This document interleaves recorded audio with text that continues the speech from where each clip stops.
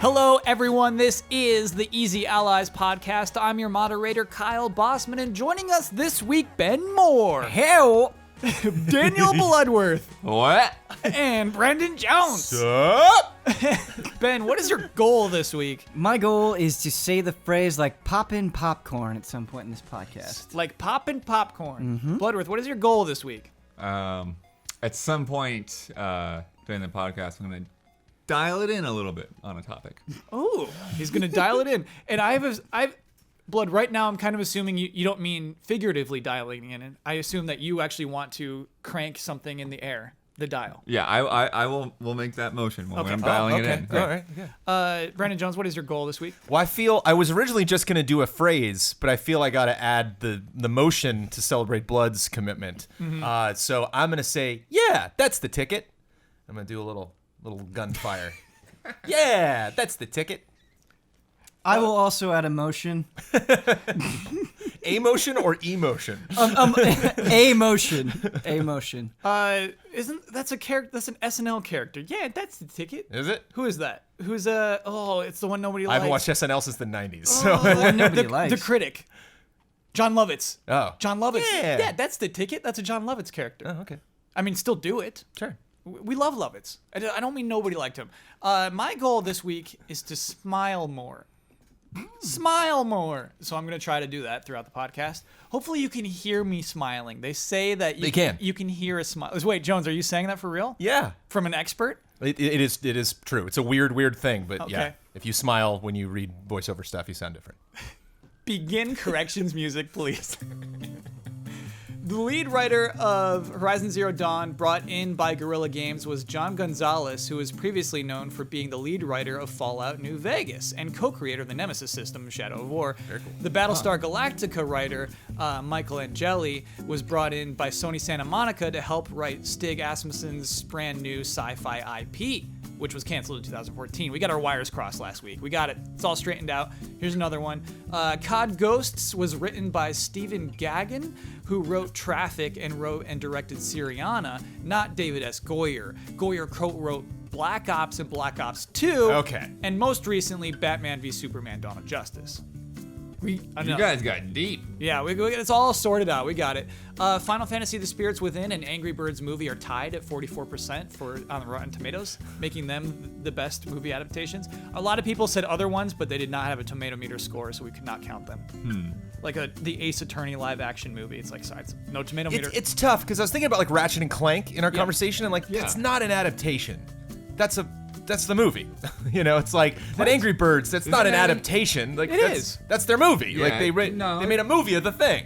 Whereas like Mortal Kombat's not like Ed Boon and the team being like, all right, let's make this movie. It's like no, they cast actors and like took the thing and translated it into a film form.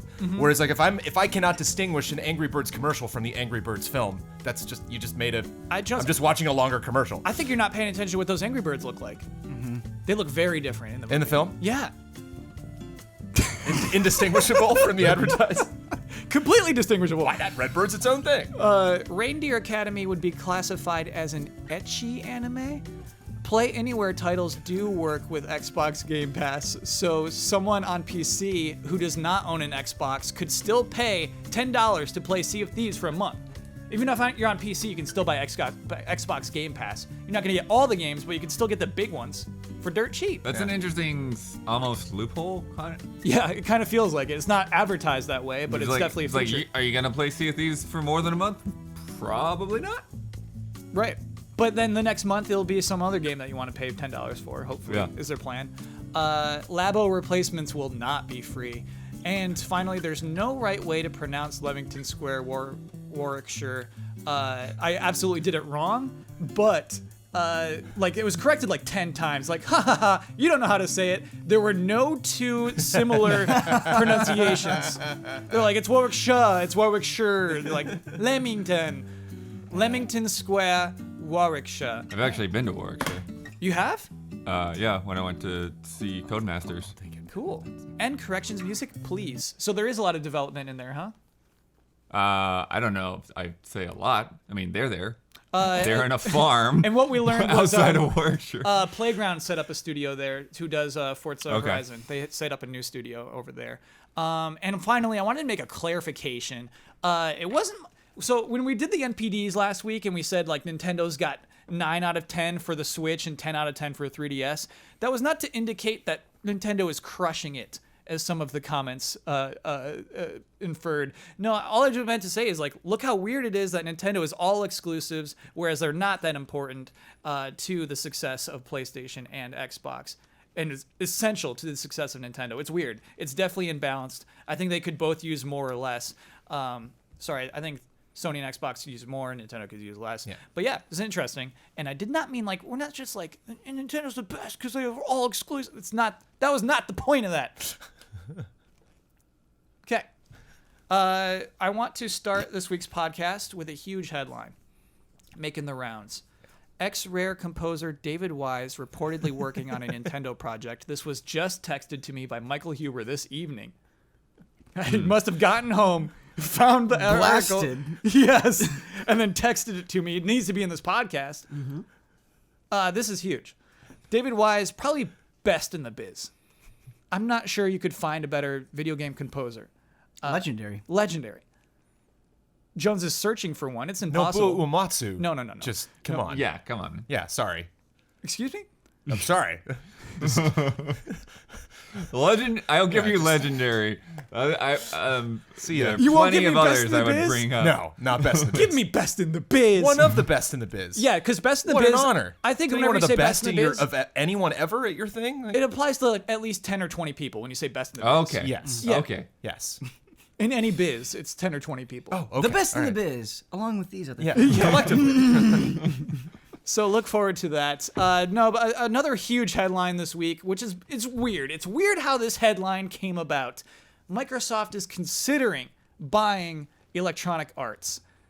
Reportedly. Has it been Reported. confirmed? Okay. Wait, this Yes. is a new topic? Doesn't still not David Wise anymore. This is just, I'm sorry, Blood, we've moved on from David Wise. If you want to talk about David Wise some more, I'm game. But just for production purposes, will Yes. there be a timestamp for the David Wise announcement? Absolutely, there will Excellent. be. Okay. Excellent. Yes. People are going to skip straight to that, good, good. re-listen to it, and then just wait for next week's episode. So here's how this all happened. Paragon wrote an article.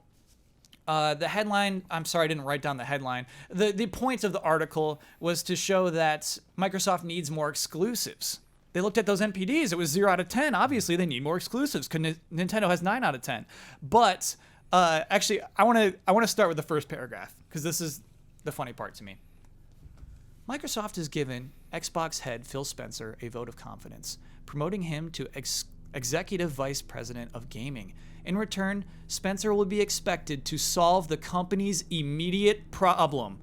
The Xbox One doesn't have enough big name exclusives. Excuse me. That is not the Xbox's biggest problem. I'm already upset about this article from the beginning. It's a very well written article, very well researched. But the thesis is like, no, that's not their biggest problem. Clearly not. Anyway, what the paragraph that got picked up, spread around, re-headlined from other outlets is this one right here.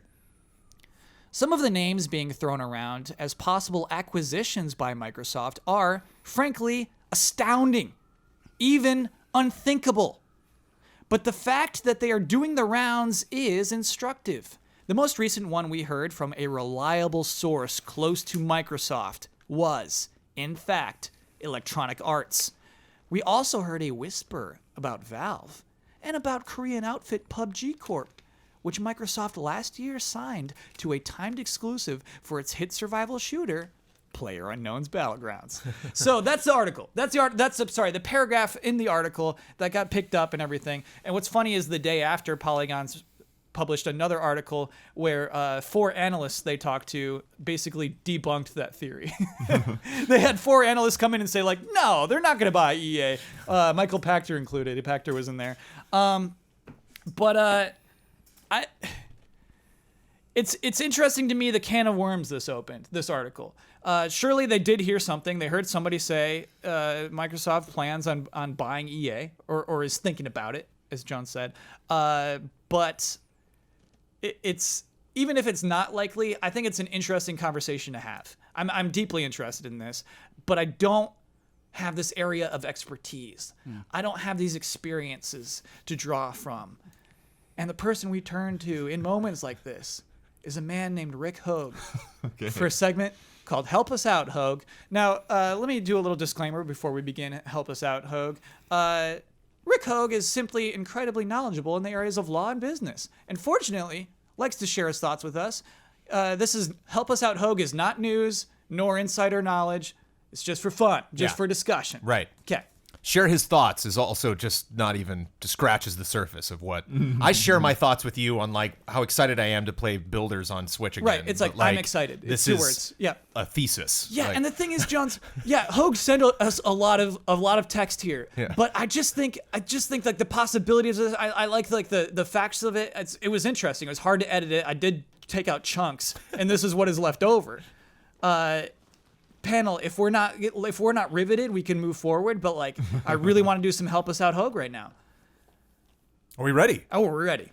Could Microsoft buy EA? Oh, that was my question to him. My initial thought is that anything's possible. In a year that has already seen Disney agree to purchase the majority of Fox, we really shouldn't be surprised at anything in the modern media entertainment environment. To give some context to that deal, though, Disney, the largest media company on the planet, has a market capitalization of only $168 billion. By comparison, Microsoft has a market capitalization of more than $700 billion. MS is not just or even primarily a game company after all, and it's important to remember that. Market capitalization is equal to share price multiplied by number of shares outstanding. All right, so that right there, Jones. If you told me Microsoft is that much larger than Disney, I'd say get out of town. I'm sorry, what is it called? The marketplace Market capitalization. market capitalization. I'd say get out of town. And so I guess you wouldn't. No, I mean, yeah, it makes sense to me. It's huge. Microsoft is huge. It's just that helps me put that in perspective of how big Microsoft is. All right, sorry. You can make My continue. second thought is that anything's even more possible with Microsoft. Historically, Microsoft has always been a company to shore up any perceived weaknesses in its research and development or operations through the acquisition of, comparatively, smaller companies. On the day of this very podcast, they announced the acquisition of PlayFab, a cloud-based live multiplayer company, and in the past 18 months alone, they have purchased Beam, now Mixer, Simply Gone, AltSpace VR, and now PlayFab. And that's solely in the game or game-adjacent space. That's on top of their purchase of business social media site LinkedIn for $26 billion, to give some flavor of what they're willing to spend. Microsoft often buys close to 10 companies per year, 9 in 2017, 8 in 2016. Great facts. Right there. These are great facts. These hot. are dropping facts That's right hot. there. So, given that Microsoft has $130 billion in cash per Paragon, an enormous market capitalization, a historical tendency to expand through acquisition, and a perceived and publicly acknowledged weakness in game development, there is very likely to be some action here, and relatively soon. Yes. Love that. Moving on, are we going to discuss? I don't know. We should discuss That is, for a second. could Microsoft buy EA? Yes. Microsoft is Totally. is big. Yeah, is that like it was a thing a week ago I wouldn't have considered, panel. That's insane to me. It's crazy. It's like that. It's like the classic animation of just like some scary fish swimming through the ocean and then just some huge mouth. Just you know. Yeah. So you're always like, as big as you think something is, it's pales in comparison to something else. It is Have exactly no that. problem just gobbling it up. Yes. So And you it think could of happen. EA as huge. You think of EA as huge, and you're right. It's just a tiny fish compared to that big old whale that is Microsoft. To me, such a decision seems to be a little bit at odds with kind of the conversations that we were having last year, where it seemed like Microsoft had kind of resigned itself to this second place spot, and it was kind of broadening itself in terms of the way that it let people consume games. It was being more flexible with structure and pricing. You're seeing that with the Game Pass. Yeah. This to me is like, no, we're going in and we're going for the kill. Like this is a level of aggression and strong arming that makes me think that they are not willing to resign themselves as much as maybe I initially thought. Yeah. Jones, continue, please. How could Microsoft buy EA? About EA specifically, its market capitalization stands at a bit over $36 billion. $36 billion. While not exact, this means that Microsoft would generally have to spend at least that amount in order to purchase the company. But in reality, it would need to be more in order to induce the sale. Induce the sale, Jones. I love this stuff. As EA is a public company, Microsoft would have two options for an acquisition, primarily. Simplified, a great deal for the purpose of podcast discussion. Microsoft could approach the EA board with a merger proposal, which the board, in accordance with the fiduciary duties it has to EA shareholders, would need to either approve or reject on the basis of what is quote-unquote best for the company shareholders. Or Microsoft could attempt a tender offer, which, for our purposes, amounts to them offering to buy the shares of EA held by each shareholder individually, rather than going through the process of getting the company's approval. The role of the board is especially important in the context of a proposed acquisition. Reams of case law have been written on what the board needs to consider in the face of a buyout, as, in general, approval means that they, and likely good portions of management, will be out of a job. So a board must use careful judgment in the shadow of an acquisition and cannot elevate their own desires to run the company over what could potentially be a windfall for the company's investors. Yeah, so I love that. I love that basically if you're on the board and you're like, no, we should run EA. We shouldn't give it up. You can't. You can't do that legally. If enough, I guess we're moving to this next thing. If enough money is offered, if your shareholders are going to make more money, you have to allow yourself to be bought. It's your fiduciary duty. Yeah. So say Microsoft wandered in and offered some crazy number for EA, let's say $100 billion, or 3 times its current market capitalization. The board would need to treat that seriously and likely recommend it for approval of the shareholders. The shareholders would then have to approve the deal, usually by majority vote in a public corporation, and then the deal would be done. That's usually how these things go. The acquirer blows away the board with the deal price they simply can't turn down. For example, the aforementioned Disney-Fox deal values Fox shares at about $40 per share when the price at the time was about $25 per share. The board can't simply turn down that level of additional value for the shareholders without a good business reason. Which is a long way of saying that the acquisition of EA for any publicly traded company is always an option for a company as cash-rich as Microsoft.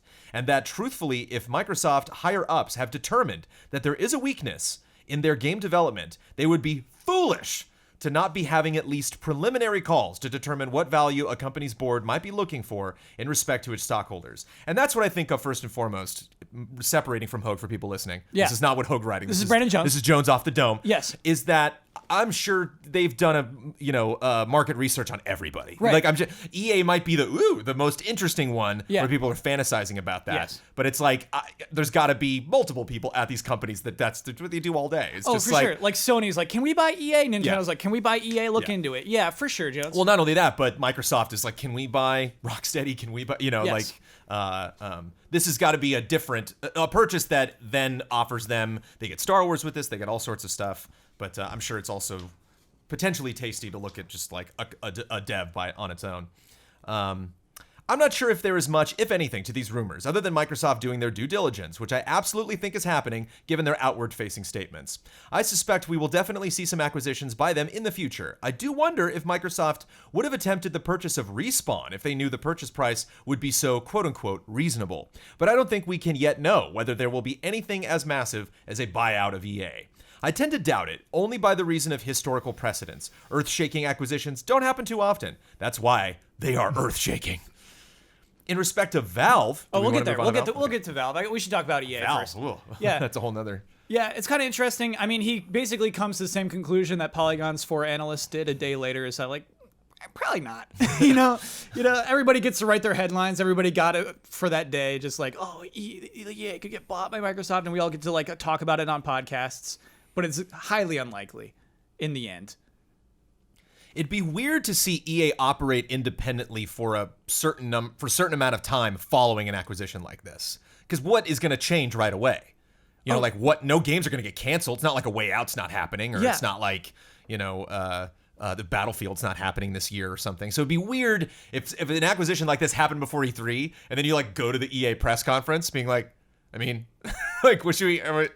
Microsoft's name going to be up on the screen or something? And they're like, no, we just want EA to run and do the thing it's doing. That would really overshadow anything perceived coming from EA, any announcements.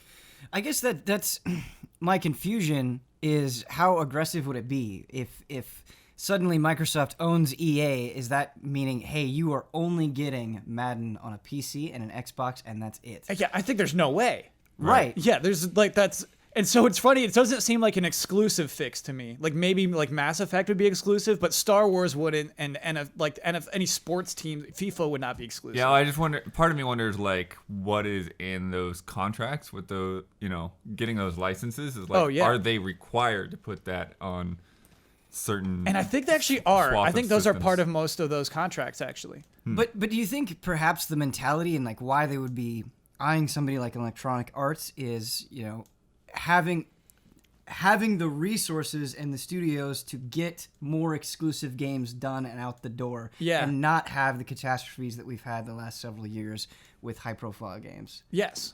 Yeah, because I mean that also like I kind of see where you're coming from. That also seems to be like one of the reasons why something like an EA or a Ubisoft would be so out of left field or like crazy high end is because you're dealing with thousands of employees, multiple studios spread out across the world. Yeah. Whereas like if you got PUBG, then like you got PUBG, and that's That one huge. studio, yeah.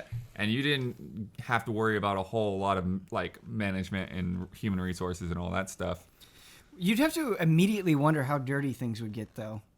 Like let's say you have something like a Madden, and sure, let's say it can technically come out on PlayStation, but are there things in the Xbox version that you can't get anywhere else? Yes. And There are. Yes. you take that, and you already have the ill will that has been built up over the years against EA, and I mean, like, doesn't that reach miraculously a new boiling point? It's really funny, Ben. Yeah, because EA is not the company you want to buy for a happy headline. Right. Yeah, And happy headlines seem to be what Microsoft is just starving for. It's like, hey, $10 for all of our games. They got a happy headline last hey, week, yeah. Like backwards compatibility for the original Xbox. Hey, like a lot of service announcements. Yeah. A lot of things realizing, obviously they're really pushing tech, but I just see a lot of those smaller things that they're smart enough to identify. People are going to be excited about this. That's going to put a smile on their face. It might not be what they're anticipating. It might not be what the big predictions are before our big announcements, but that'll make people happy.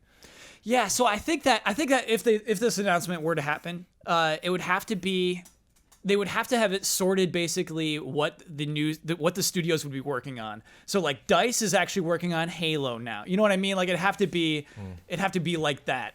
Kind of like when Square Enix said we're working on multiple Marvel games with these studios. We're talking years down the line, but you had to sort of trust. Like for them to buy EA, they'd have to immediately answer the question, why? What benefit will have it to us? And I wonder if anything would really change. I wonder if if the years went by, I guess EA IP would be exclusive going forward. But yeah, I wonder, it's crazy. Yeah, I mean, I think we would see, like you were saying, like Battlefield. Like I don't think that they would necessarily be working on Halo. Like I think they would have Battlefield Yeah, locked you're down. right. Yeah. You would have some of these things that they've partnered with, like A Way Out and Faye, like that would just be locked down, for their group. Need for Speed. Yeah. Yeah. Need for Speed easily locked down. Yeah, those would be big exclusives. Those would be kind of big. For sure. Would it solve the problem? Would Xbox double in sales and suddenly equal the PlayStation 4? I think it goes back to like where some of those contracts, where those lines lie. If something like a Madden or a FIFA became exclusive, then yeah, that would shift a big tide of people. But if they couldn't do that, then I don't know if the other games would be enough. Battlefield would be a big one though. Yeah. It's so weird to me. It's about the power of exclusives, which we talked about last week, and we talk about it this week again. It's you don't know like why people buy their consoles. To me, the PlayStation 4's success is not about its exclusives. You can point to this year and say like, look how well Sony's doing with their exclusives, and they totally are. Mm-hmm. But it's not the reason for its success, in my eyes. But is there a sole reason? Right. There's never a sole reason. Right. Yeah. I honestly think for a lot of people, they want to play, games that are available everywhere. They want to play Battlefield. They want to play Call of Duty. They want to play Madden. But when they're making that decision, the tipping point is, well, I can also check out Horizon. That's gotten a lot of buzz. I think realistically, a lot of consumers go through that where their priority might be that big game, but those other exclusives are the things that are like, well, I might as well play it here because maybe I can get this extra stuff as well. But when you have EA, it's so weird. Oh yeah. Because you could just see all of people's fears being like, aha, this is even worse than I thought. This is even worse than I thought it would be. I think realistically speaking, they would have to drop or the NFL or just and FIFA, or honestly, they would just release it on every console. I think that would stay. Well, yeah. I think they'd have to drop Star Wars. I think they would just drop it altogether. Because the Star Wars can't be exclusive to Xbox, basically. Yeah, and at the end of the day, all this is done. I mean, we're speculating that all this would be done to benefit the Xbox. Mm-hmm. And are you willing to sacrifice all of those PlayStation and Switch, Madden, FIFA sales just to make the Xbox more popular for a year or two? Like, that seems like a big sacrifice. Yeah, you're saying goodbye to a lot of money to just put all your eggs in one basket. And I get the argument that it's not about Xbox as much as it is about Xbox services. Like Minecraft is on everything. Yeah. There's that Nintendo tweet today. Like extremely relevant. Yeah, what was in that Nintendo tweet? Nintendo tweeted about like all these classic characters coming as Minecraft skins, and I'm like Banjo-Kazooie, Halo, Gears of War. And it was like, when Nintendo's tweeting about Gears of War, what's happening? Yeah. What year is it? Nintendo was proud to announce that Master Chief is in Minecraft on the Switch. I think that's cool. I think that's good, and I think Microsoft probably loves that. Yeah. And so I think they want. I don't think they want exclusives as much as people think they want exclusives, basically. I immediately jumped to the Xbox One X, though, with that sort of purchase and how much you would merge the message of the most powerful console with something like EA. And how you could really sell people and be like, hey, we were making our games as powerful as they could be before, but now they're under our wing, and you can see that benefit even more dramatically. And I think that's a really easy thing to sell. Yeah. Yeah, Battlefield could look excellent. Right. Yeah. Right. However, our analysts all say that it's probably very unlikely for that to ever happen. It was so funny reading the article. Yeah. Because you could almost see the analysts just shaking their head. Yeah. Yeah. So Jones, how about Valve? How about PUBG? Let's talk about these. In respect to Valve, I believe that Steam would likely be a much bigger antitrust issue than the EA acquisition described above, as Steam is rightfully thought of as having a virtual monopoly on PC game distribution. Having a major hardware, server, and operating system provider like Microsoft capture 90% of the PC gaming market would raise a lot of red flags. Doesn't mean they wouldn't do it, but that they would have to be steeled for a fight with FTC DOJ. In respect to Bluehole, MS also has to be wary of triggering an auction-type sale, as my understanding is that Tencent was also considering an acquisition late last year. As in all markets, if there are multiple potential buyers, the price has a tendency to go up. That would have to be a consideration for Microsoft given Tencent's posturing last year. Dissuading other potential acquirers is one of the reasons Tencent might have floated the possibility, in all honesty. I love stuff like that. This idea, Jones, of saying like, hey, we might buy PUBG just so the cost goes up of what PUBG Corp was. I love that idea, and like they never intended to, but they just want to make sure Microsoft doesn't. Yeah, I love that. This idea. Let's say if you're at an auction and you see another auction, and you're like, I know that person really wants it, so yeah, I'm just gonna piss them off. Sure, I'll bid. And you're like, oh, because I'm gonna go way up to try to get that thing. Yeah, Valve. I think you're going for Steam mostly, right? Because they're that's the weird thing. Like Valve isn't going to do you much good for Xbox exclusives. Right. But it's going to give you a whole another market. Right. You're not putting Dota on the Xbox One. It is hard. Valve is just completely unbelievable to me. Like there is I don't think there's any way you could make that work. Yeah. Like And he even said in the article that you are pulling from this, where Valve is fiercely fighting for its independence and doing its thing its own way. And over the last, since Valve's inception, it's been doing that. And you think about why people flock to Steam and why they do PC games. You put Microsoft branding on that, and you are just pissing everybody off.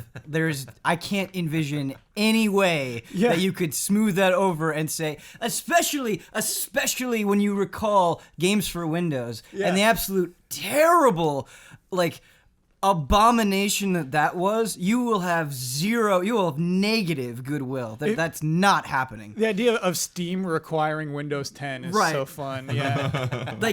That's really fun. The minute that you open Steam and you see Microsoft, you just want to throw your computer, it's just not going to work. Or it does this thing with Microsoft's email list services where you get the dumb banner that pops up at the bottom. It's like, better in Microsoft Edge, try it. I'm like, no. Go away. Blood, is PUBG worth spending billions on? Would PUBG be worth I think it? PUBG is the most likely and probably the most beneficial. Again, like I said, there's less overhead, less hassle to deal with, and you're locking down that player base, and it's they've already kind of started to lock it down a bit, with the timed exclusivity. And if they can just maintain that, then they've just got a cash cow right there. Yeah, I kind of feel like they've already benefited from the exclusivity. Yeah. I think it'd be wasting their billions. If they're up to 4 million players on Xbox now. I thought it was 5. Yeah, maybe, the number. I feel like I get another email every week about it. Yeah. And so right, they're benefiting from it right now. It is the exclusive platform with PC. It's not on PlayStation 4, basically. Yeah. And so I don't know if buying it now would be worth it. I think they've already had the benefit. I don't think they're losing the PlayStation sales. So I don't know. It's weird. All right, to wrap up this conversation. Of those 3, which do you think is most likely to be purchased by Microsoft? Jones. I agree with Blood. PlayerUnknown's Battlegrounds. Bloodworth. Yeah. And Ben. Same. Okay, cool. So look forward to the purchase of PlayerUnknown's Battlegrounds. Announcement coming before E3. Shoot, you know what? Also, I think that's very similar to what happened with Minecraft. What's that? Just the fact that, Microsoft went out and purchased Minecraft. It's one of those huge worldwide phenomenons. Yeah. It's here, we've got one game, we've got the support structure and everything. It's boom. It's ours. Yeah, and what's weird about it is, to me, Minecraft is so wide appeal that I think it works for multiple parts of Microsoft's plans going forward. Yeah, absolutely. PlayerUnknown's Battlegrounds doesn't.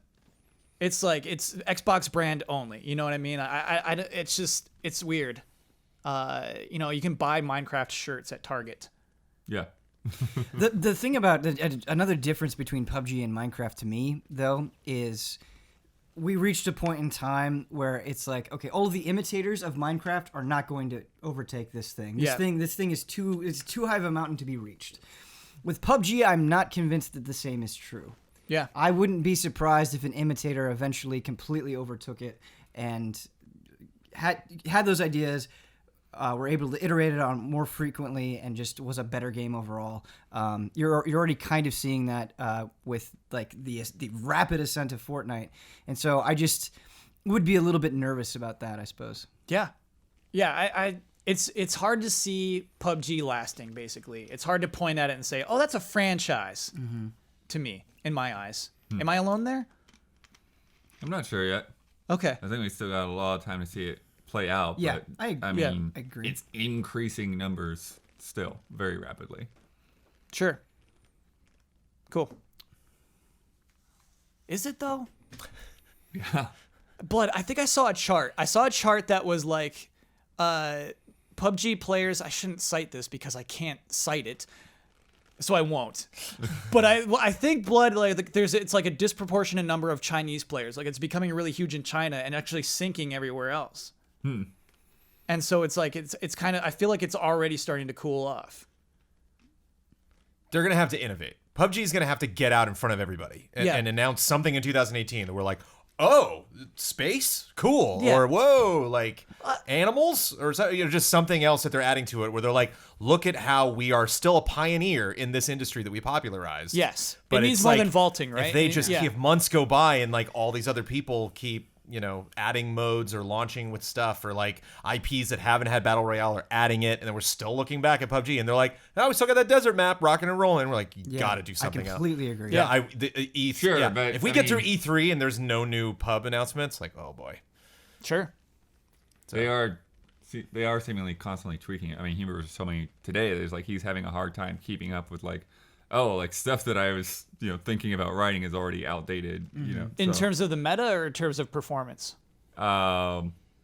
just in like they've like changing like how the circle works. Oh wow. Okay. They've gotten rid of like the little staging area, and that's improved performance a lot. And so yeah, I mean, it seems like they're getting into a process now that like now that they've hit 1.0, that like they're really like refining it. And I want to take back my criticism actually that it's like growing disproportionately in China, because like obviously like we're having this conversation about console exclusives. It is doing well on Xbox One, Yeah. clearly. You know what yeah. I mean? And so yeah, Well- I want to take that back. We were talking about the purchasing power of Microsoft and how much they've already bought. I mean, for them, like let's say we, there's a lot of potential there, but we ultimately don't know for sure. That's still probably worth it. Yeah. It's still probably worth it to have a potential mega hit on your hands. Like they have enough money that they can do that. You're right, to roll the dice. Right. On a 50-50. Yeah, a Odds are probably- 50-50 is probably Yeah. great. Yeah. Yeah. You're totally right, man. Yeah. What is $3 billion? All right, so we got some bad news. Anthem has a new release window. It's early 2019. This is not a delay. What is very funny about this is basically there was an article in the Wall Street Journal, which you need a membership to read Wall Street Journal, but thankfully they tweeted out the article itself, and so I'm going to read from that right now. This is basically EA's voice in this article. EA denies Kotaku's report, which we'll get into, states that they simply wanted a new release date because they're planning to release the new Battlefield in October, and this would get Anthem more attention in a quieter quarter. It's not a delay, EA's finance chief Blake Jorgensen tells the Wall Street Journal. People are trying to create a story. Jones, what do you see over there, man? Do you want to know? Yes. Do you really want to know? Yeah, what's up? That light's at 75 instead of 100. Over there. Oh, so we're doing slightly some darker. we're doing some special shooting. Got it. Some special features beforehand, and didn't. Usually those lights are all just locked at 100. To listeners, imagine us a little dimmer. Yeah, it's a little dark right now. So this is funny for a bunch of reasons, if those weren't apparent. Basically, Anthem, what happened was Kotaku last week published an article. It said a lot. You learned a lot about the development of Anthem in this article. But anyway, it said there's no way it's going to hit fall of 2018, even though that was what it was announced as at last year's E3, among other things. And then this week, EA comes out and says, it's early 2019 now. But it's not a delay. Kotaku is wrong. They're trying to make a story. Everything's fine. And so basically, panel, the question is, does this confirm Kotaku's article? Or is it wise actually for Anthem to release in early 2019? I think it's wise for Anthem to take all the time it needs. Yes. There's no rush on Anthem, I don't think. I think if Anthem misses this window of whatever genre, Destiny and a lot of other games have found themselves in, fall 2018, beginning of 2019, I don't think it's like the difference that's really going to define success for that game. I think it's tough not to think this is reactionary from all the Destiny 2 mistakes that were made at the Q3 and Q4 in 2017, especially now that that's just after all that stuff, seeing the the decisions that they're making. But I think it's a good thing as long as they can figure out, because I think it's a good looking game. I think it'll be a fun game. I think that world will be great. I think the dialogue will be okay. Like there's just a lot of things about Anthem that I don't need to have solved right away. Clearly, the big question is, where do we hang out? How do missions work? How does that system work? And I just imagine the game is in that period right now of like, We know what buttons do what. We know, what the weapons are. We know what the characters are named. It's just the big question of like, what's the grind? What's the day-to-day, week-to-week, month-to-month experience of living in Anthem? Sure. And how do we monetize it? Because of course, basically, they go hand in hand. Yeah, that's what the Kotaku report said. And Jason Schreier, who wrote it, he's basically become secret best friends with a lot of developers. He's earned their trust. Sure. And so he's has this access to incredible articles that he writes and his book, of course. And so they're very open with them. They're very open about the development of Anthem, and they're not negative. It's not like, hey, this is gonna suck. We're in crunch and everything going bad. They said there's no way we'll make fall 2018, which was just the honest truth. But Jones, you brought up Destiny 2. They did watch that, and another interesting takeaway from Kotaku's article is Battlefront's microtransactions were absolutely noticed. And Jason Schreier even goes on to say that, yes, Anthem is reconsidering their microtransactions, but many games are. And I thought that was truly interesting. We had an impact. The complainers had an impact, and I think that was pretty cool. What's most fascinating to me is in that article where he's talking to the developers, just how much that game is changing over time, where they were like early on, or at various points, it felt like maybe we could crash and burn, or this projection wasn't right at all, or now we have to react and deal with this thing.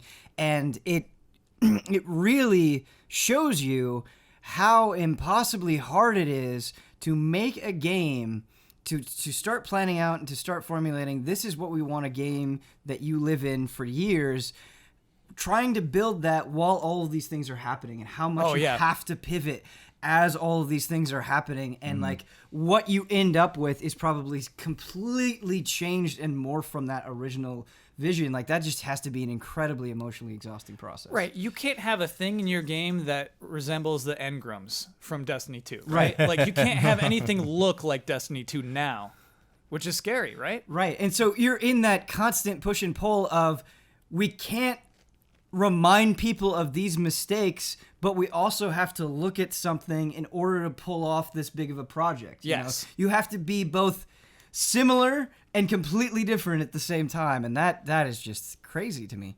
Yeah. There's one more interesting takeaway from this that actually isn't related to Anthem. And by the way, I guess I'm working off. I think it does confirm. I think this delay from EA a week later absolutely confirms much of what Kotaku wrote. Like, it was, we would say like reports, but I just like it's all true. Like basically everything in that article is most likely true. So another really interesting part of that is the mentions of Dragon Age to me. Dragon Age is going to come after Anthem, which I was surprised by, actually. I assumed Dragon Age was in development for so long that it's coming soon.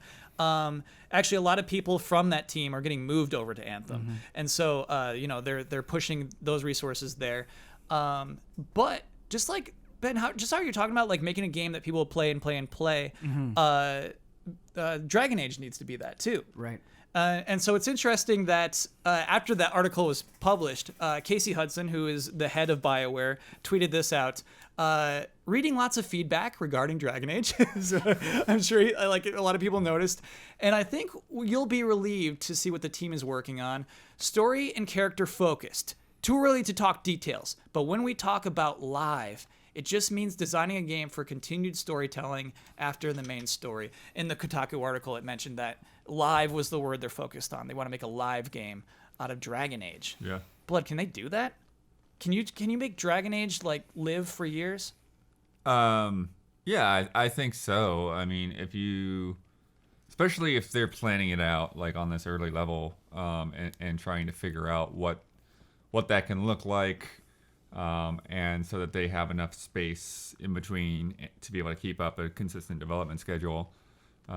Because I think that, like a comparable thing to me would be how The Witcher 3 had those two DLC episodes that were standalone stories, but like really like, brought, you kept all your equipment and everything from the main story.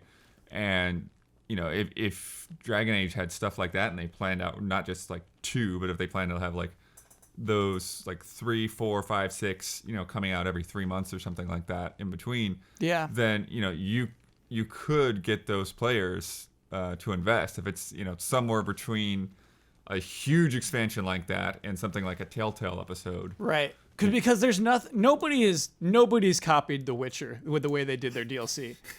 Oh, they're such a unique developer. Yes. They really do things their own way. Well, there's also blood like dailies. Like it sounds like Dragon Age is getting dailies.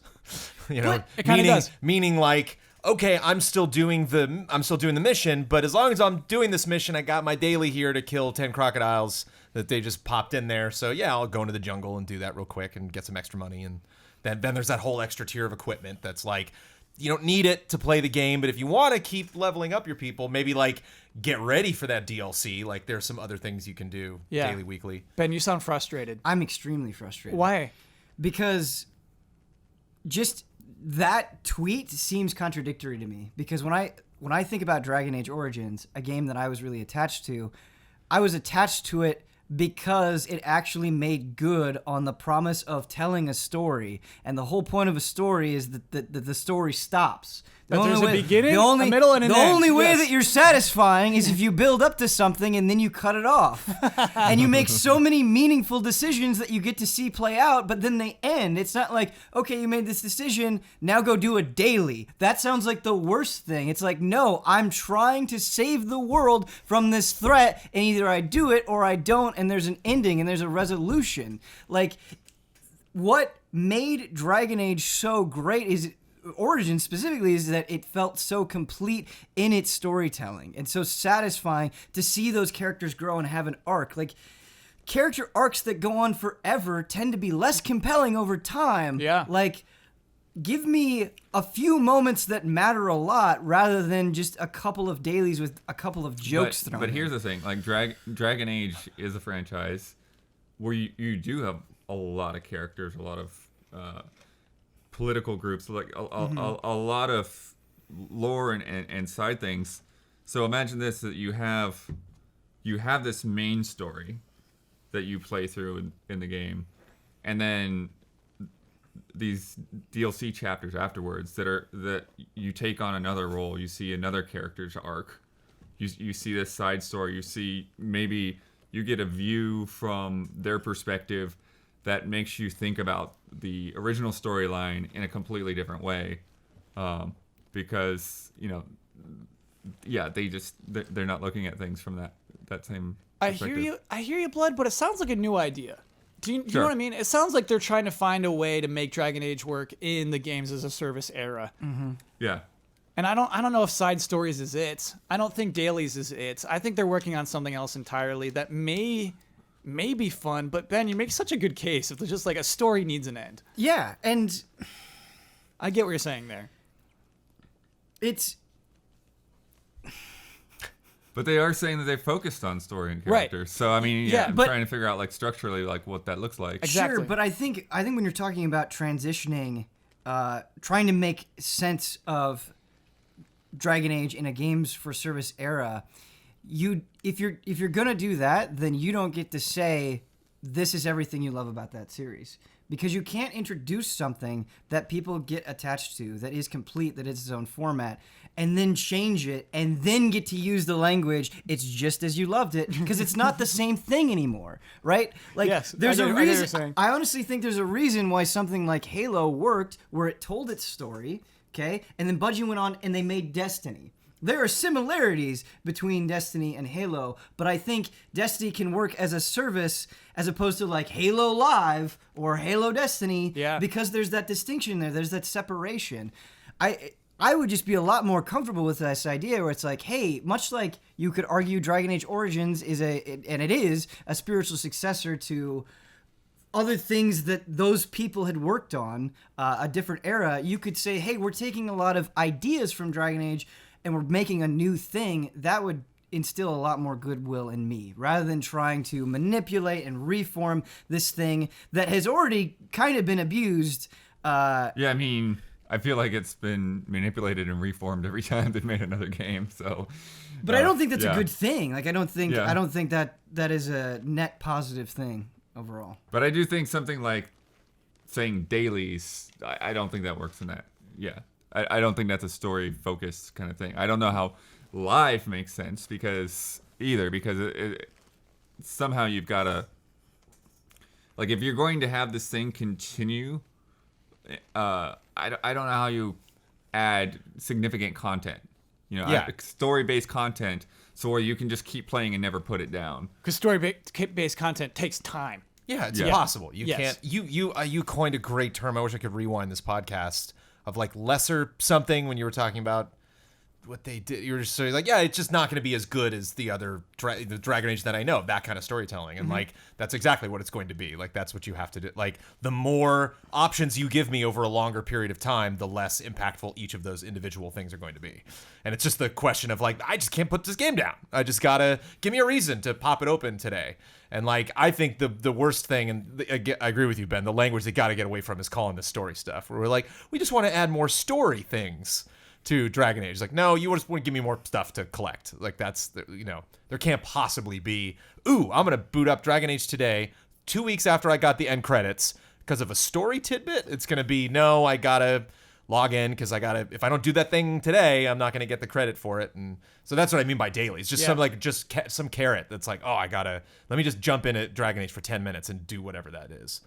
Whether that's a mission or something, yeah. And it's I know BioWare under EA is kind of in a way apples and oranges, but there really used to be a time where BioWare could make anything and people would be excited about it because they knew that they were getting a great story in a great world, and that was just kind of the general sentiment. And you think about where CD Projekt is right now with Witcher and the anticipation for Cyberpunk and this sort of expectation that it's like, no, we're not going to jerk you around. You're going to get a complete story that is as satisfying. We're not going to rip you off.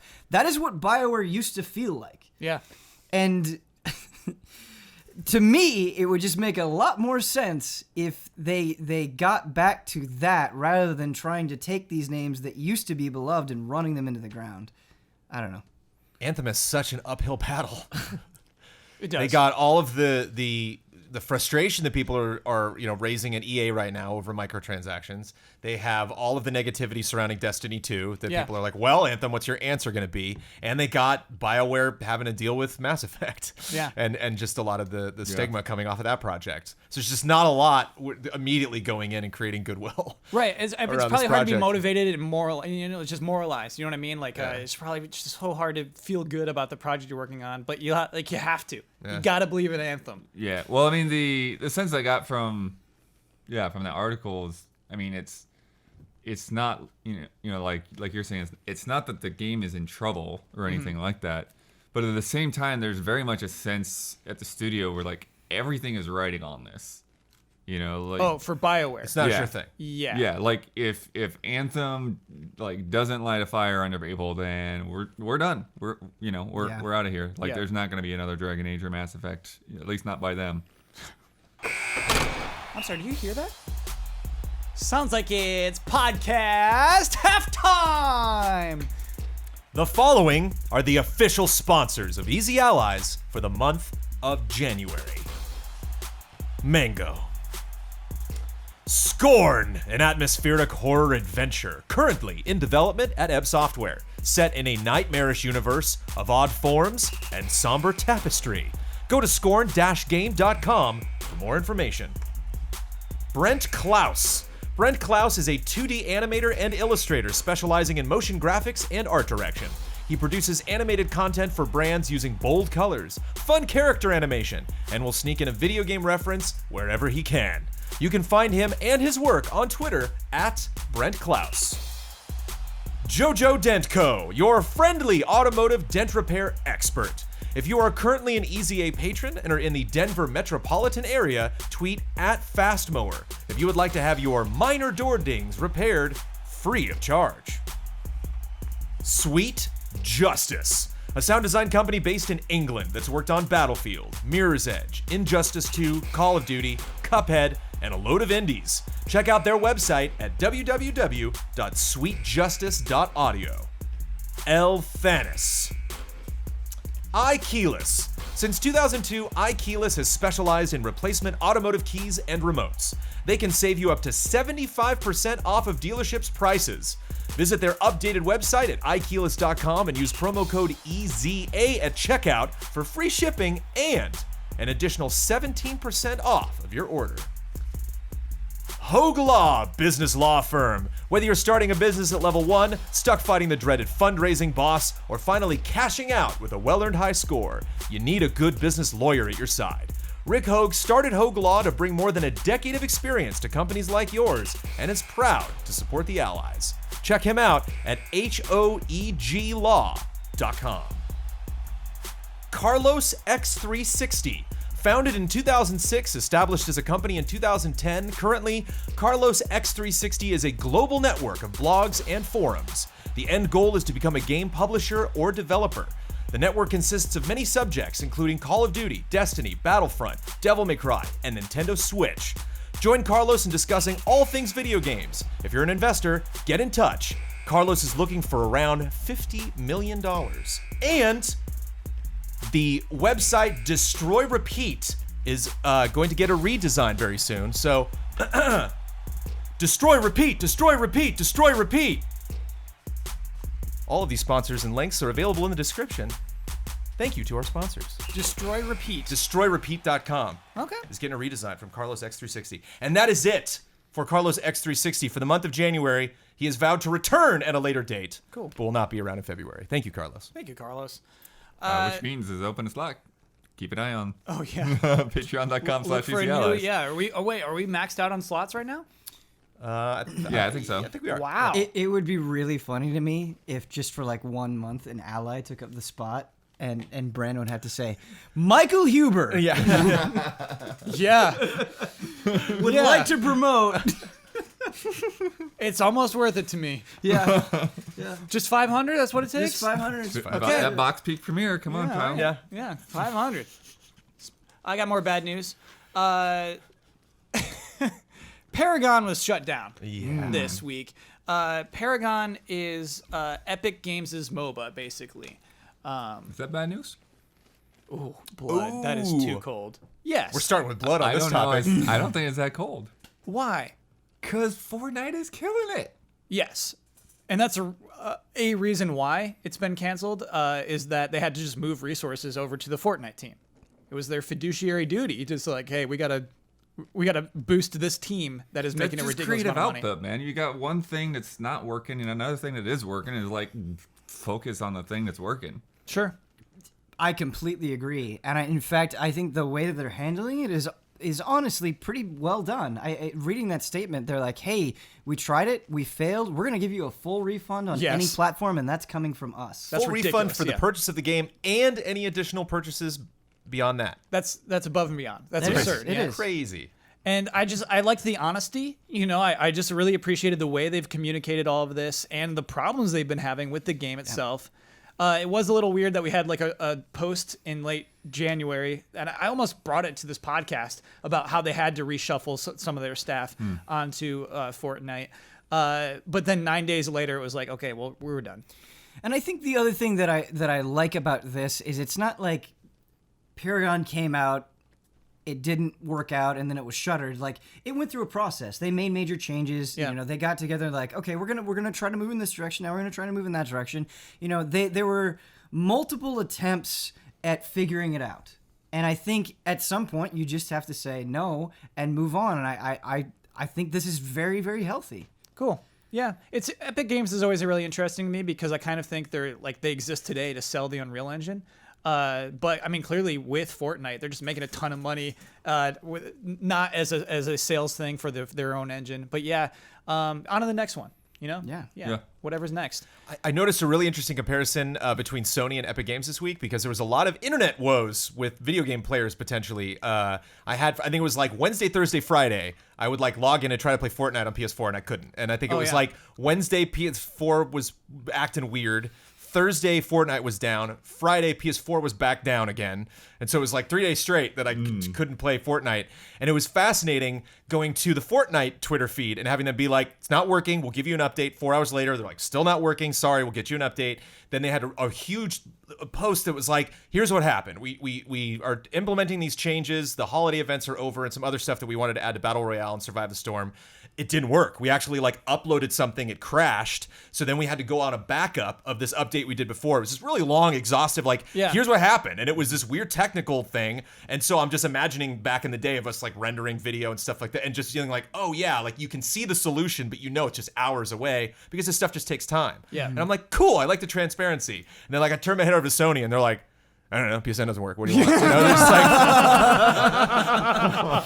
it's like, did you want to play something online right now? You're like, yeah, what happened? They're like, I don't know.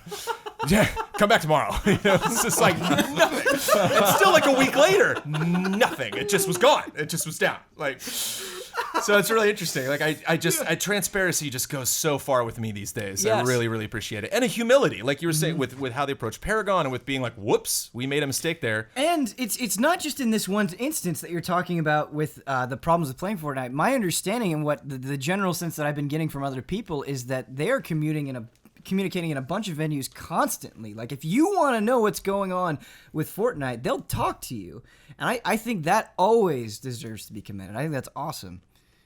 So good on Epic. Good on Epic. Yeah, thank you for the communication. Sorry to the Paragon team, but yeah, good luck with the next project. And Fortnite was in the cooker for a long time. Yeah, it was. Fortnite was in development for years and years and years. And You're right. Yeah. And so it might seem like a flash in the pan for people that are really into MOBAs, that were really into Paragon. They're just like, it sucks that this Fortnite thing is just popping up. It's like, this was a big initiative for them. And it was the same thing as Paragon for a while, where it's like, we'll see. We don't know. Yeah. We could launch Fortnite and nobody could be into it. They could not dig the cartoon style or not like the gameplay compared to other things. And it hit in a big way. It hit larger than anyone could have ever anticipated. Interesting that, hard to feel bad for Epic. Yeah. It is now time for Love and Respect.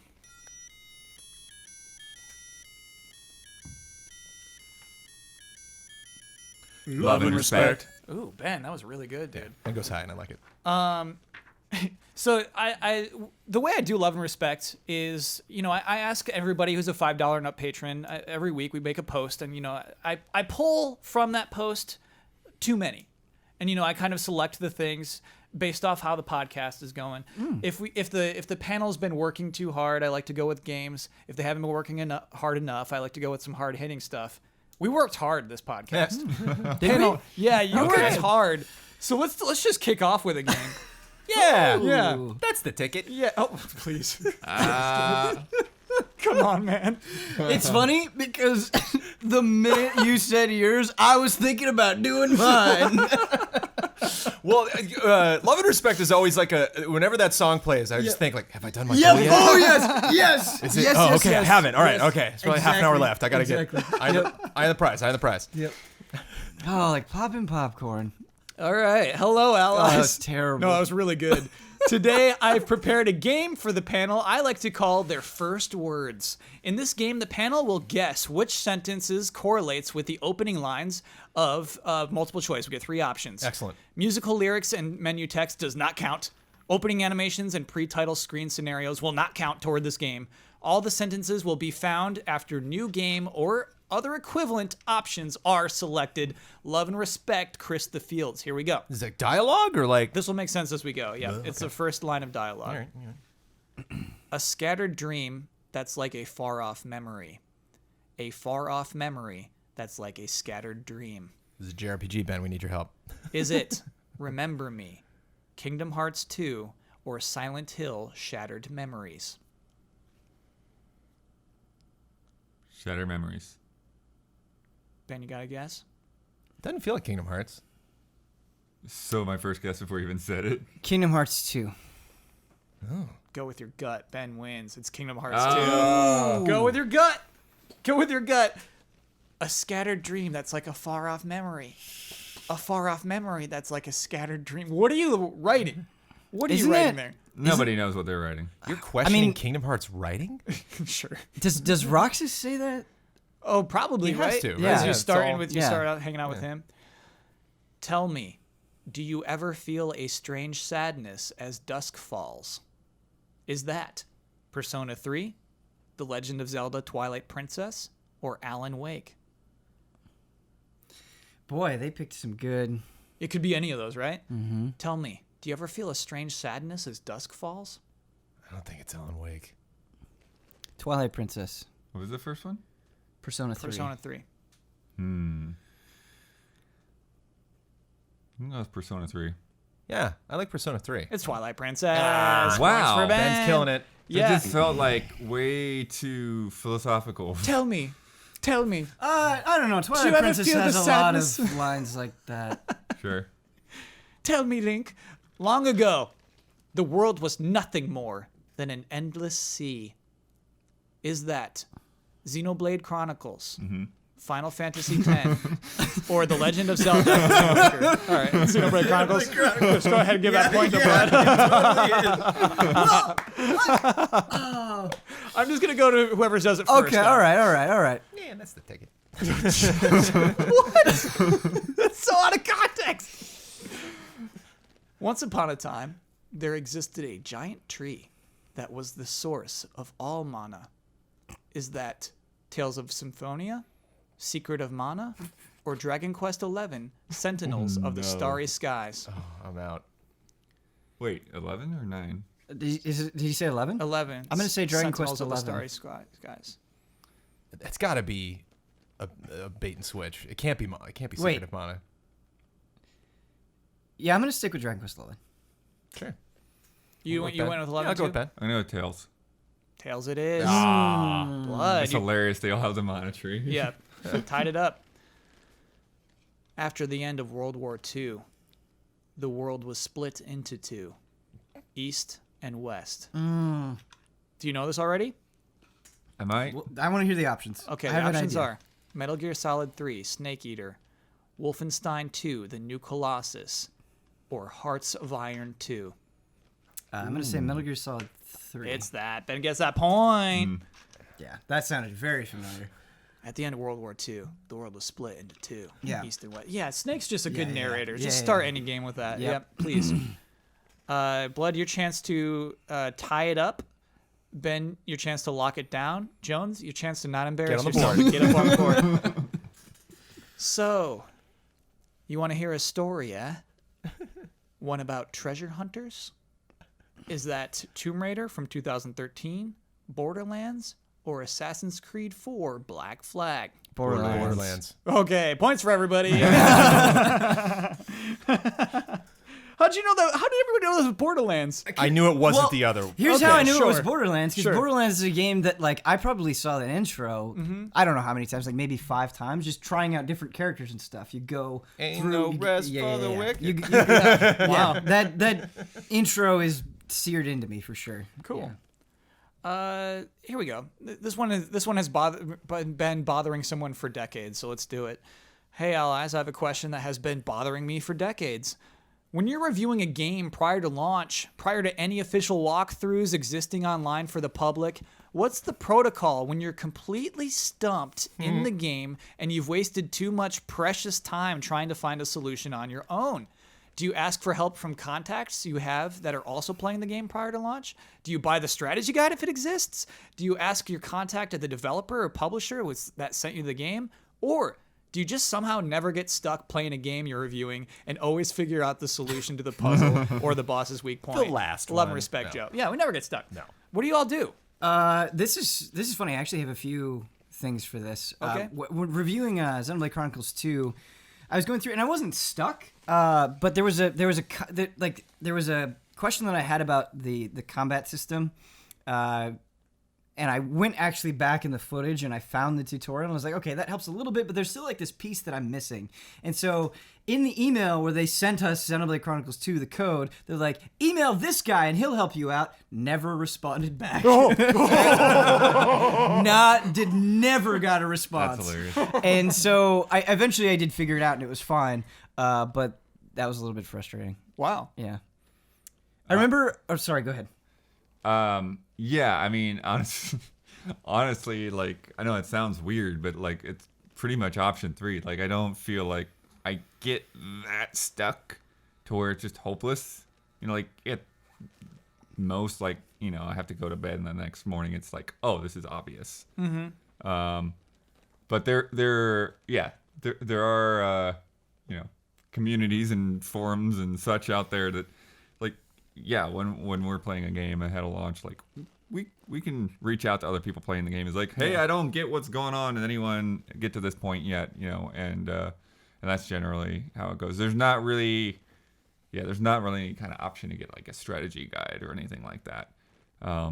You can reach out to the developer, but I've never had to go with that. So you've never had a part where you're frustrated in how much time you're giving to this particular moment of the game, when you know that you got a deadline to meet, you should be reviewing this entire game, and you're just stuck on a spot for an hour or two. That never happens. I mean, I definitely have points like that where it's a little frustrating, but I don't know. It's not like a typical problem. Jones, what do you do?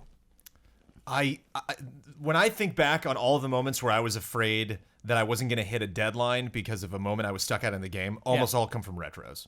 I definitely remember playing. I remember working on the Castlevania retro and being like, I can't beat Rondo of Blood. Like, I can't, like, and so that's not a question of like, oh, let me check that Rondo strategy guide. It's like, no, this game's just brutal. And so, those are all my memories from that. And I think I've been slowed down by something that happened in a game before and been kind of frustrated by that, because I'm like, and I'll instinctively go like, oh, I'll just look that up on GameFAQs, and it's like, no, dummy, that's right, no one's playing this game. And now it's But like outright stopped. I don't know if that's ever happened. the things that would stop me are the things that it's not about me not understanding a puzzle or something. It's just like something screwy went down with the servers, and so now I'm just stuck waiting for something to reload, or some, like Need for Speed with its dumb microtransaction scheme where I like just have to wait out in the parking lot until I can upgrade my car. Yeah. It's just... It's good footage, though. Yeah. So it's now it like, those things that end up frustrating you and slowing you down are a little bit different and less in your control. One thing that always makes me very anxious when reviewing long RPGs is you kind of oftentimes hit this point where it's like, well, there's more that I could do to power myself up, either get better equipment or more levels or whatever it is in the game. But you're like, I'm also trying to get this done as soon as possible, and I can move on with the main story.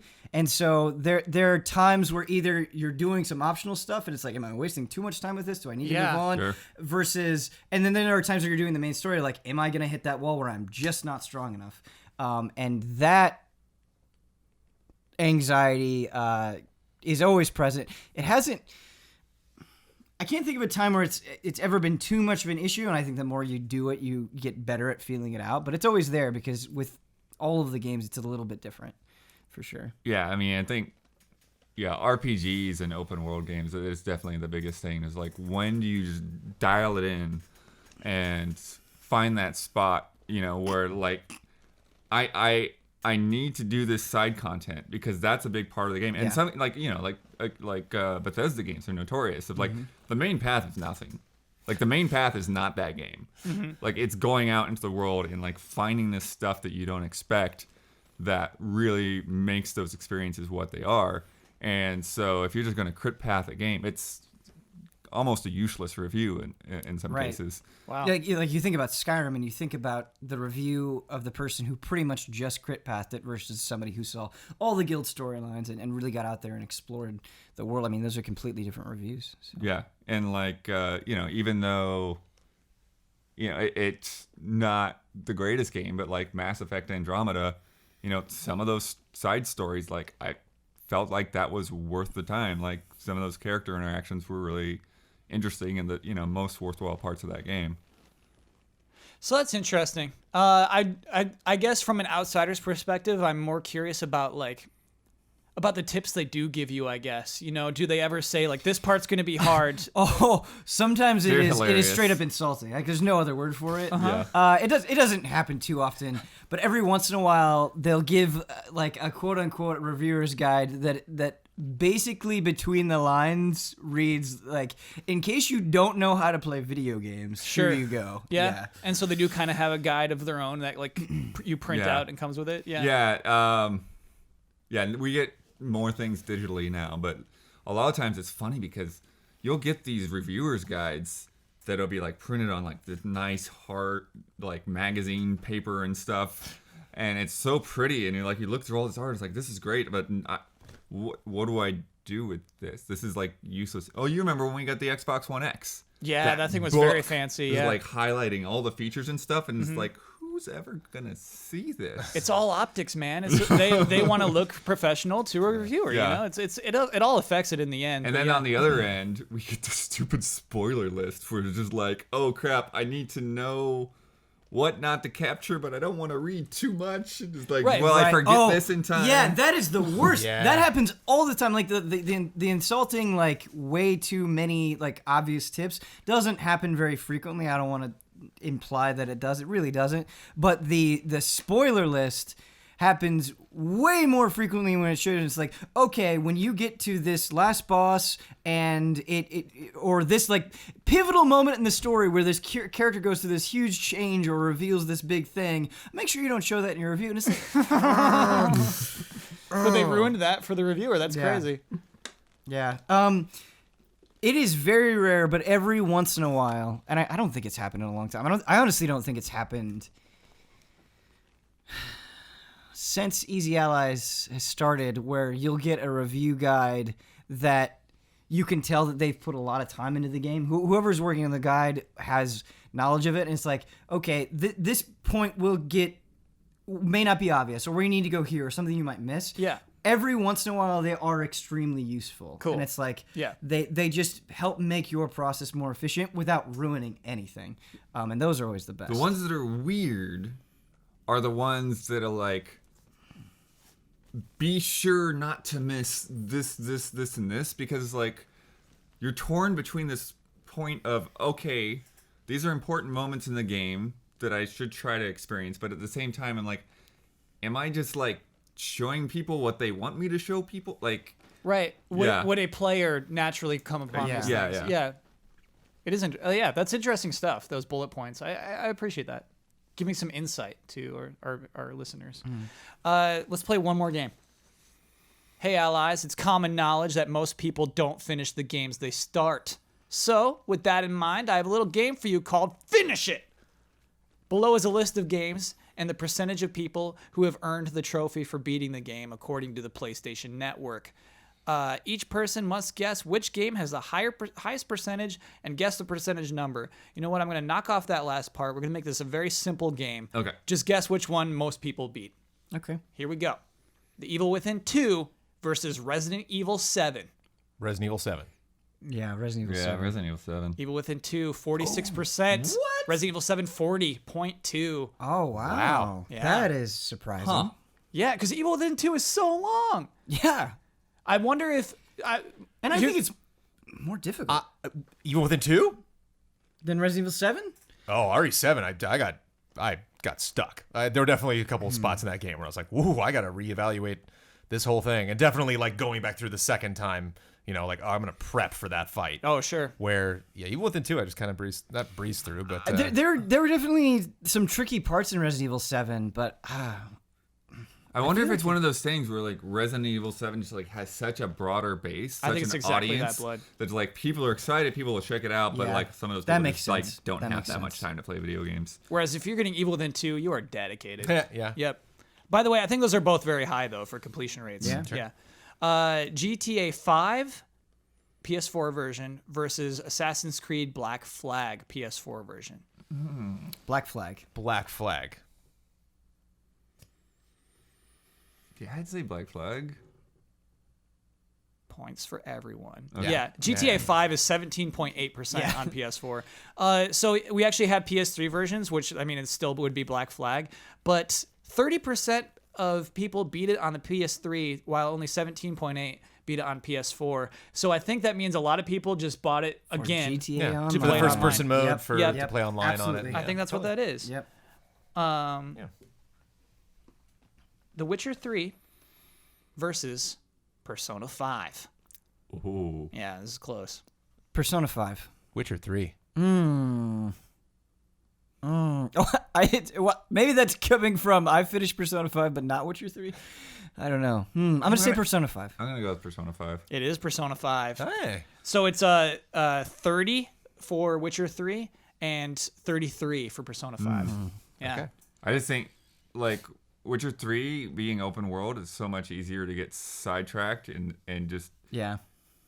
dump a bunch of time into things that are not the main quest, and then sure. eventually you get sidetracked by another game coming out. And a lot of people said if they're like, I left Witcher 3 for 48 hours and I couldn't tell you to save my life what I was doing. Like, I don't Sure. know. It's like Persona 5. You jump. Oh, that's right. Okay. On to the next step.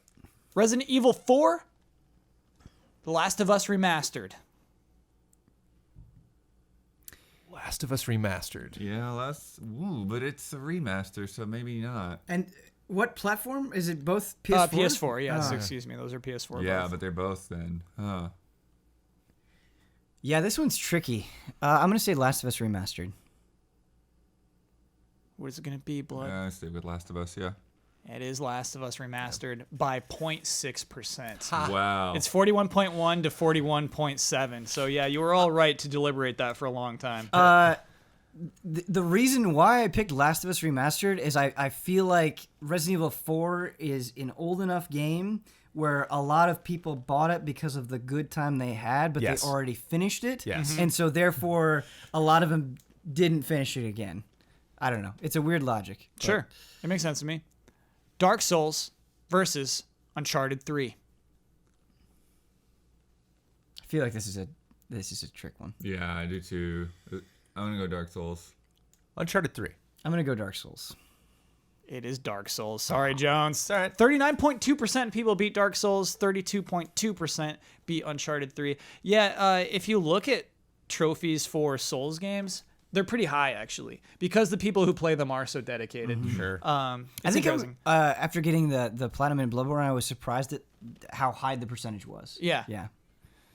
It's cool. It's actually encouraging about its player base. Mass Effect Andromeda versus Horizon Zero Dawn. Horizon Zero Dawn. Horizon Zero Dawn. You did not take the bait. It is Horizon Zero Dawn, but only by 4%. Horizon Zero Dawn is 35.2%. Points all around. I like that. Final Fantasy 15 versus Metal Gear Solid 5.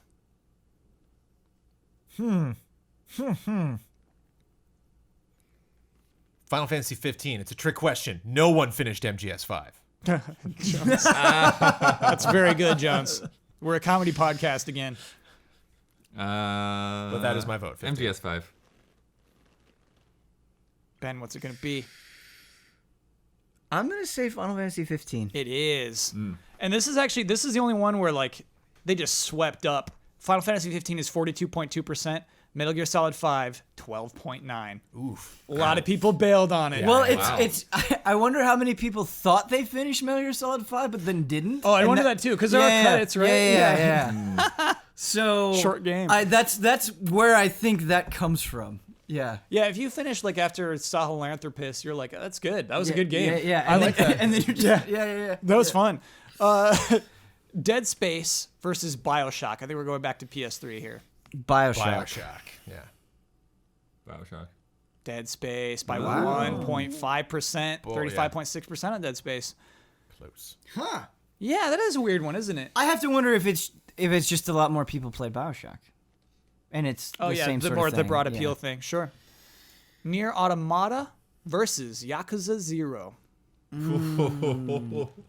Well, again, this Yakuza 0. this is another Which one. trophy are they going for? Completion. Completion. Well, yeah. But what does wait, that are we mean? talking A through E Ooh, with Nier? Good question. See, that's a very important question. That's a very important question. I think based off these percentages, and by the way, it is close, so I don't feel like I'm giving anything away. I think it is A through E. okay. I'm gonna say Nier. Daniel, Yeah, what- I'm gonna say Nier. I think the people that are going through Nier really are incentivized to complete it. Not more incentivized than the people who play Yakuza 0. Points for Jones. Yeah. But I mean, again, this is really, really close. It's 27.4 on Nier Automata, Yakuza 0, 28.8. But you're right. I would absolutely expect Nier to be more played. Yakuza 0 is so long.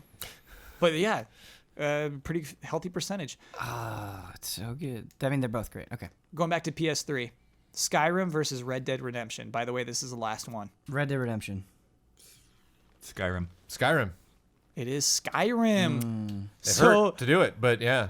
It's just Rockstar. I just hear the story all the time from people who are like, came in, tried the story, wandered around, goofed off the rest of the time. But that's what you do in Skyrim, right? Yeah. the ending to Red Dead Redemption, like, you just need to experience that. Of course. You have to. It's so good. But it's kind of like the crit path what Blood was talking about, in Bethesda games, where it's like, if you just focus on the main part of Skyrim, I think it takes less time than the main part of it's Red really Dead. for sure. quick. Yeah. Yes. By the way, Skyrim was 29.3, Red Dead Redemption 16.5. What are people doing? It's Rockstar. That's Rockstar. Yeah. That's the bane of Rockstar. I don't think they care, though. It's this huge mega company that makes these big, mega excellent games that make tons of money. Yep. That people don't really like that much. I think like the broad industry at large is kind of like amused by it, but Yeah. like not really committed to it most of the time.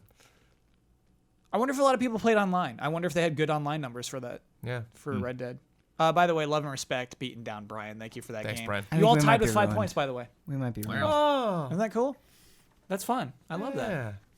Speaking of points, it's time for bets. Next week's bet, Shadow of the Colossus 2018. I don't know what else to call it. Will be released. I just called it PS4. Oh, I like that. That's good too. It's not called remake or remastered, so yeah. I like it. PS4 is kind of nice. It just sounds like a port if you do that. I feel like 2018 is that like I like that designation, Anyway, will be released on Tuesday, February 6th. It's 1 week from now. At this point next week, what will the trophy percentage be for the Mammoth? Defeat the second Colossus. Jones, what's your bet? Could be super high, but I'm going with 30%. It could be just crazy, crazy high, because that's only going to take you 30 minutes. Yeah. And I mean, yeah, it's weird because we say it releases that day, but it releases Monday at 9 p.m. on the West Coast. Blood, what is your bet? I went with 27%, which I'm actually feeling like might be crazy low, but we'll see. Ben, what is your bet? Well, if that's crazy, then I'm insane. I actually wrote a bet this time.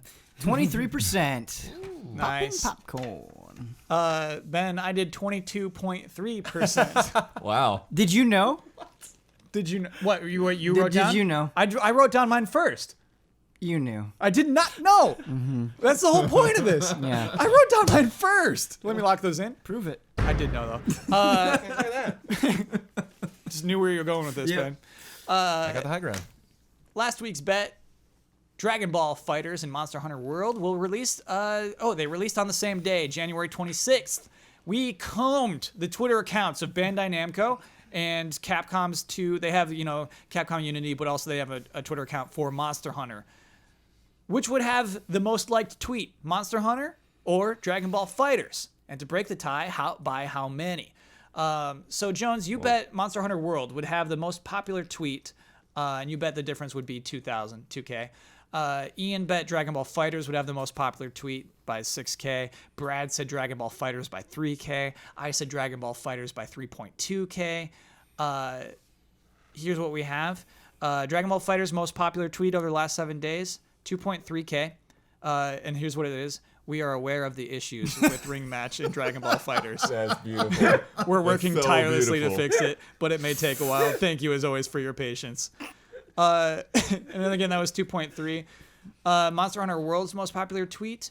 Here comes new hunters. Ryu and Sakura from Street Fighter join makes Monster sense. Hunter World 10,000. Jones, you took it, dude. On the board! You are on the board. Feels good. How can you beat the announcement of Ryu and Sakura? That is an awesome announcement, and Yeah. the trailer that they made for it was Yeah. really fun. Though, to be honest, Jones, I think you would, even if they didn't make that tweet, they had several in like the 3K range. Nice. And so, Monster Hunter's Twitter game is better than Dragon Ball's Twitter game. Red Grouse now has 1 point. The Gorgeous Gorillas also have 1 point. And the Droopy Eagle has 2. Now time to talk about patreon.com/easyallies, which I sort of alluded to earlier. Easy Allies is run through a Patreon. We use the Patreon to not just make money, but also to kind of facilitate our community. And so when I said that I take love and respect suggestions from our Patreon, it's because we're on there making posts, reading comments, and also, yeah, that is how we give benefits. That's how we give the podcast 2 days early to our $5 and up patrons, and other benefits, of course. But mostly, it's just to keep us operating. Podcast sponsor slot. Open it up. Yep. Get in there. Slide and open. Yeah. Pop, pop. So, Well, I mean, if you're listening to this, Double it down. yeah, it's gonna, yeah, you gotta try to slide in there real quick. I don't know when he's gonna open it up, but oh, sure. I feel so uncomfortable with it's like right at the end of the month. Yeah. So it's like, yeah. anytime anyone's like exclusive offer, get in there now. I'm like, shut up. I don't want to be that guy. Just like slide right in while you got the shot. But yeah, we'll see. We're lucky to have our whole slots filled up. So yeah, we'd be lucky for that to happen again, is what I feel like. Grease yourself up and jam yourself in there. Yeah, are we doing that's what she said right now? Ben, how'd you do on your goal this week of saying just like popping popcorn? Boy, I sure did it. Yeah. Yeah. That's all I got. Hey, I'm not saying it's great, Yeah, you but I accomplished did your do goal. it. Yeah. Blood, how'd you do your goal of saying amping it up? What was your goal? Dialing it in. Dialing it in. I Yeah. think he crushed. Yeah. I'd say of the three of you, Blood was most in context. I agree. Yeah. Yes. I agree. Yeah. Jones, your goal Not as good as Blood, but I did it. of saying that's the ticket as John Lovitz. Sure. Yes. The way you doubled down on it, I think, made it more effective. Oh, okay. Yeah. My goal was to smile more. I don't think I was doing it. I think I forgot about my goal, but I think we had a very fun podcast, and I was like, naturally Considering you said smiling. I have bad news twice. Yes. There were a pleasant amount of More smiles. bad news. Jones, you won our bets. You get the right and responsibility to share your Twitter handle with the world. You get to sign off with your trademark sign off. You get the final word on anything you've disagreed with or simply want to reiterate. And you get to promote any Easy Allies video you would like to promote. Go ahead. You can follow me at Trailer Jones. Microsoft's not buying anybody. This is a Thursday at Microsoft. I don't think any of these are true, especially since there's multiple people. It was like, oh, we heard that they might buy EA or Valve or this. It's like, okay, well then that's just them looking at everybody. And these were the ones that when they looked through a list of 100 people, they could potentially buy. Like, ooh, EA is a story, so they focused on that. Gotta watch the Sea of Thieves stream that Mr. Daniel Bloodworth joined me for. That is archived on youtube.com/EasyAlliesPlays. And that is a must watch. You can go, 2.5 hours of myself, Daniel Bloodworth, Ian Hink, and Silent Consonant from our lovely community playing the beta of Sea of Thieves, a game that I would spend all weekend playing if I could. But Silent Consonant on the archive is actually silent. living up to his name because I could not hear him and he could not hear me. That stuff's always so weird. Thanks to Xbox Live. Yeah. But that's how the cookie crumbles. Give me a teaser of something that happens that's interesting throughout the stream. We were hungry for an encounter with a human being. Okay. And encountered someone that joins our crew in a very interesting way. Yes. And it was fascinating to follow that experience. And again, completely silent, did not hear a word this person said. Mm-hmm. You can hear Ian reacting to that person and describing what that person was I saying could talk to to him us. too. I think that's the number one thing that I'm looking forward to in that game is seeing an island that is occupied in the distance, seeing a giant ship approaching you, and being, not having any idea. Are these nice people? Are these bad people? Or They're all bad Am I people. going to get in a fight with this person, or are we just going to agree to just move on by? That's the funny thing is like I went in there like aiming at this guy with a sniper rifle, and I'm like, oh crap, he's on our boat, and he just starts talking to Ian. It's like, oh, okay, I'll put this down. Great. All right, cool. We made some friends. So We were a youtube.com 5-person crew for a while there, and very entertaining. /Easy Allies Plays. Easy Allies Plays, of course, you can catch all our clips and stuff like that on twitch.tv/EasyAllies. But if you want to see the official archive, it is on our sister channel, Easy Allies Plays. Check it out. Cheers.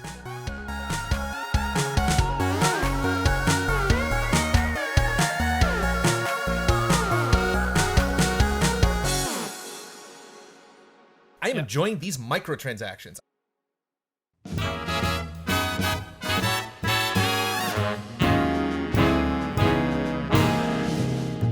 The Easy Allies would like to thank our Patreon podcast producers. We apologize in advance for all the ally names we are about to misspell and mispronounce. Brent Klaus, Carlos X360, Ebb Software, L. Fanis, Hogue Law, I. Keyless, Jojo Dentco, Mango, Sweet Justice.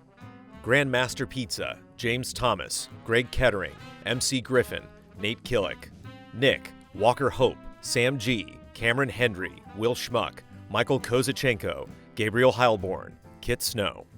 Professor Metal Gear, Bradley Spees, Zachary Wingate, John Tyson, Ken Layer, Beaten Down Brian, Silent Consonant, Andrew Reif, Sigma, Dan Sebring, JB, Tim O'Keefe, Nick Owens, Robert Stoffel, Wobess, Caleb Aranda, Corey Jackson, Richard Smuts, Jake Musser, Anti-Ataraxia, Richard G. Flowers, Yobuts, Michael Basegli, Caden Geist, Lula, Demos Clay, Chum Nguyen, Carp, Johanna Nicole, Dave Red, Thomas Wigginton Jr., Neil Bruce, Jared Reif, Marius Smith, Matthew Pauling, Gino A. Leet, Carl Williams, Brian Young, Jason A. Sackle, Candy Coated Thorns, 44 Stars, G. Levin, Charles Anthony Iapicino, G. Ken, Gabriel Johansson, Hitman 47, Ryan Anderson, Jean-Philippe Legacy, Colt Doss, Paul Nolson, Cody Harden, Jay Shee, Marcel Froelich, Phoenix Doss, Lee Young, Andrew Kidd, Thomas Gonzalez, Peter Davis, Hudson Bilbrey, Rack, Brad Lohman, Simon Anderson, Malflax, Ian Santa Anna, Mylene LaPearl Vanass, Tim Strothman, Caleb Crawford, DRD 7 of 14, Blue Suitor, Todd Yurkovic, Joe Burns, Patrick Chong, Marco Flores, Sergio Ruben Hernandez Gallegos, Stephen Last, Ahmad Naki, Suiko Shining Force 2, Jesse Vitelli, The Banana Forklift Killer, Oh Yes, Cool Great, Joachim Morovuo, Gustav Strombaum, Kelvin Hartanto, Marcel Markov, Mark J. Betters II, Nefertiti Jenkins, David Wen, Oni Blackmage, Luke Arnold, Matthew Holcomb, Daryl Schramm, Brent Phillips, Leaf Johnson, Eduardo Ortiz, Catherine Lai, Gary James, John Santoro, Ian Bradburn, Robert Crouch, Mikhail Angel, Sean German Efficiency Clinton, Sven von Brand, Ulf himself, Trenton Robeson, Matthew Robles, Bimanis, V8 Dave, Nasser, Ritz 1906, Fabian Schuster, The Solar Sailor, Tony Knox, iSun Chor, Forrest, Caleb Ledoux, Mike Hook 1, Bry Guy, Quick Scares, Alexander Schiller, The Classiest Hobo, Captain Fancy Pants, Adam Penny, Zinterax, Modren, Paul Bishop, Travis Miosi, Trey Whetstone, Adam Damon, Sean Mackey, Yasser Aluseni, Leroy Anderson, Jonas Andreas Sibison, Reed Johnson, Manuel Thomas, Peter Wen, Luke Bennett, Adam Scherenbrock, Not Jack, Kurzistav Rogowski, Kevin McMaster, Allison Burt, Anna Lancaster, Jenny Markula, Bjornor Haraldsvik, Sean De Almeida, Christopher Sleep, Saturn, Jacob Whittington, Charlie, Wouter DeHaze, Michael Favacci, Matthew Holmes, Eric Maynard, Fabian Winkler, Cartridge Brothers, Bernardo Del Castillo, Leon Keys, Mugen Hamura, Raymond Lee, Yasser Kerbushi, Clay Roberts, Sienna Metz, Todd Paxton, Faraz Rizvi, Dakota Hayes, Zoostick, Don Turner, Mumble Mumbleton, Masuki 211, Kyle Bradford, Jesse Fish, Shinobazu, Jason Joint, Edison S. Prada Jr., Alexander Breveglieri, Travis Ing, Ahmad Al-Rashed, Tuttle, Beth, Furious Action Gamer, Stuart Siddall, Joseph Caruso, Reiner Lipp, Michael Schreiber, G. Sith, Matt Gunther, Evan Eng, Joshua Vanswall, Eric Gustafson, Refill, Sebastian Trier, Samson Stormbaum, Bonnie and Jason Connor, Alex AI, Jeffrey Daniel Lasley, Stephen Walther, Rock Gordon, Matt, Carlos Zuniga, Diggles, Ryan Cohen, Adam Mullaney, Link666 Goron, Momo Rashid, M. Legend, Bread Roll Art, Akira Sendo, Colin Reinert, Calgareth, Eddie Reisner, Chase Caldwell, Andrew Buchter, Palkin Stirs and Stirs, Barry, Mikey Novak, Adam Henry, Beautiful Kai, Mac Jam, Sean Rowe, Ronnie Halperin, Caffeine Rage, David Kennedy, Durgesh Patel, Kenneth Procius, Mike Calvi, Sarah, Ricardo Abarca, Philip Stadler, Gary Fair, Anthony Daniel Galvin, Benny Samuelson, Trolls Rasmussen, Daniel Wong, Jameson Anderson, Vincent Foliat, Hutchitron, Ahab, Neobear, Tetra Ninja, Quinn Gary, Alex Glass, Junyo Motomura, Mither Strongbeard, Nycrypt, Mons Anderson, Elvin Skogheim, Jay Aldiar, Morgan Worth, Sam Sorensen, Matt Ferguson, Michael Tennick, William Heaney, Krister Lundmark, Tim Mann, Chris the Pianist, Michelle Nubb, Sandra and Richard Acero, Battleox, David Tran, Mick Malloy, Adam Barker, Philip Klarskov Jensen, Niels Frederick Elbol, Sun Pham, Alex Monaco, Arthur Henrique Chinaglia, Cody Westley, Nuno Amaral, Galen Moxley Hagert, Twisted Heart, David Boyarski, Rahiv Maharaj, Toasty Soul, Sean McGing, Pete Cerny, Joachim Wiederberg, Christopher Santos, Sam Handrick, Christian Hundorf, Andreas Coter, Eggstravaganza, Gali Gutierrez, Addison Muir, The Fatty Show, Jason Shields, Rickster EXE, Julio Ruiz, Lars Berger, Monica, Lorenzo, Remy Loisel, Jordan Kirk, Pete Shoemaker, Repus Edud, Irvin De La Torre, Cyberboa, Christoph Fatui, Azazel Valkyrie, GW Fox, Outcast Writer, Chris Bennett, Liam Ahern, Helping Leon, John Sebastian B., Self-Confessed Cynic, V. Cura Ray, Tristan Howard, Jeremiah Snowden, Materia Addict, Robert I., Blaster Master, Miguel Rivas, Alex Lavanier, Justin Wren, Malcolm Moschette, Adam, Cal, Joel Olson, Rez, Robert Ori Einerson, Christopher Donnelly, Matt Karwoski, Jesper Lawson, Joel Short, Marco Hernandez, Magnus Rasmussen, Clinton Hayes, Seyun Kim, Andrew Amos, Struggler, Tense George, Bunny Chen, Joey and Kate, Wavering Radiant, Raymond Chow, Ian Anderson, DanPan16, C.S. Lewis, Orugachino, Jana, Roy Sung, Kim Monk Vonderleaf Hagensen Petersen, Colin Hoylman, Reed Marlin, Ali Khan Sunger, Shanley Ladia, Dale A. Brule, Kyle, Rerun, Arkham Fantasy, Luis Ibarra, Dale Sun, Philip Higdon, James Brown, John Ivor Carlson, Spencer Stevens, Elliot Moscow, Daniel Fuchs, Brandon Tinney, Ivan Ponce, Christopher A. Butler, John Prey, Sean Essen, Sebastian K. Urban, Marco Zanone, Alec Church, Culinary Stud, Michael Yao.